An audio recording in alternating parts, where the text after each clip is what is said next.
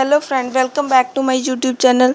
अगर आप मेरे चैनल पर नए हो तो जल्दी से जाके इसे like, subscribe and bell icon को प्रेस कर दें ताकि आने वाली वीडियो का नोटिफिकेशन आपको सबसे पहले मिल जाए।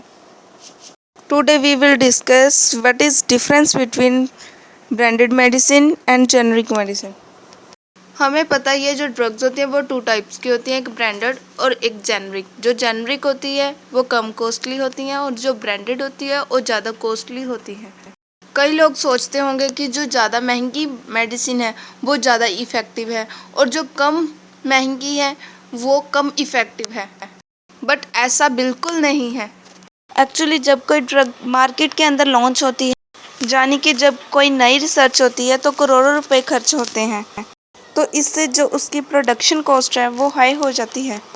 तो उस समय क्या होता है, जो कंपनी होती है वो पेटेंट करा लेती है। पेटेंट मीन्स जो वो ड्रग है वो केवल वही कंपनी बनाएगी, बाकी कोई भी उसको नहीं बना सकता है, क्योंकि उसको आपने कॉस्ट निकालनी होती है। अगर सभी बनाने लग गए तो इससे उस ड्रग की कॉस्ट नहीं निकलेगी। उसके बाद कंपनी के पास पेटेंट डिपार्टमेंट होता है और दूसरी कंपनीज उसे देखती हैं कि किस ड्रग का पेटेंट किस साल से ख़त्म होने वाला है। तो जब वो ख़त्म होने वाला होता है वो उससे कोऑर्डिनेट करती है और उससे उसका फॉर्मूला ले लेती है, यानी कि वो ड्रग जिस पर हमने रिसर्च की थी ब्रांडेड वाली, वो अपना फॉर्मूला जेनरिक को दे देती है और वो जो जेनरिक है उसकी प्रोडक्शन कॉस्ट कम होगी, बिकॉज़ उसे कोई रिसर्च नहीं करनी होती और उसे एक बना बनाया फॉर्मूला मिल जाता है।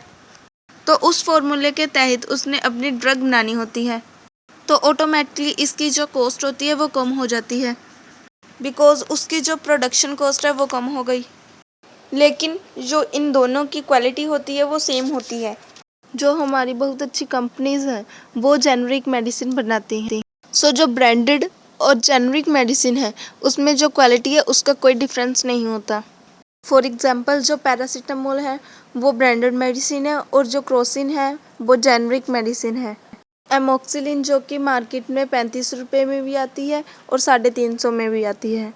So there is only difference between the production cost. So अगर प्रोडक्शन कॉस्ट कम होगी तो ऑटोमेटिकली जो कस्टमर कॉस्ट है वो भी कम हो जाएगी। सो अगर आप मेडिकल स्टोर में जाते हो तो जेनरिक मेडिसिन को ज़्यादा प्रेफर कीजिए। सो आज के लिए बस इतना ही। Thanks for watching.